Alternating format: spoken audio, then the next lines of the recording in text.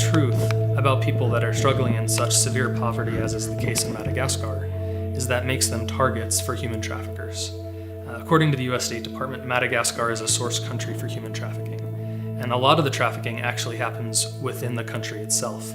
Madagascar is a tourist destination for sexual tourism.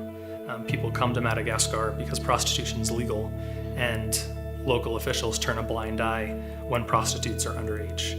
The most upsetting thing to learn is that, according to the State Department, many of the children that are trafficked in Madagascar are trafficked with the participation of family members. Parents willingly turn their kids over to these traffickers. And when I heard that at first, I wondered, there's no way that's true. How is that possible that a parent would willingly let their kid go off with a stranger when they have no idea what's going to happen to their kids? In the villages where we work currently, the only option is to wake up at dawn and go to a rock quarry and break rocks all day long until the sun goes down, and do it again the next day and the next day, 6 days a week, breaking rocks by hand.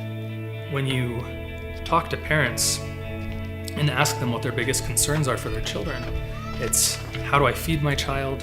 How do I educate my child? How do I make sure my child has a better future than I do?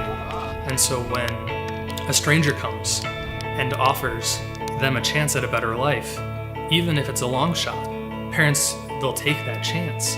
The chance of giving their kids a better life, because the alternative is awful. So the question became, how do you protect the children of the families that Elevatus Foundation works with while they're slowly learning and lifting themselves out of poverty? How do you protect their children who are vulnerable to being trafficked in the meantime? And the answer we came up with was education. We talked to the parents, why don't your kids attend school after elementary school? First answer was, we can't afford tuition. Okay, well, if somebody paid tuition, would you send your kid to school? Well, no. Well, why not? Well, it's too far. Okay, well, if we paid for transportation for your kid to go to school and we paid the tuition, would you send your kid? Well, no. Why not?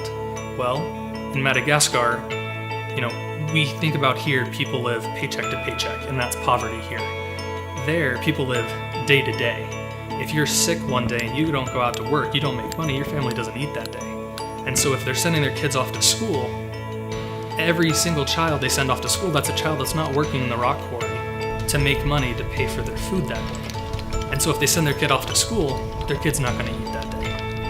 And so, okay, so if we transport your kid, we pay their tuition, and we feed them breakfast and lunch, would you send your kid to school? Yes, we would send our kid to school. And so that's what we did.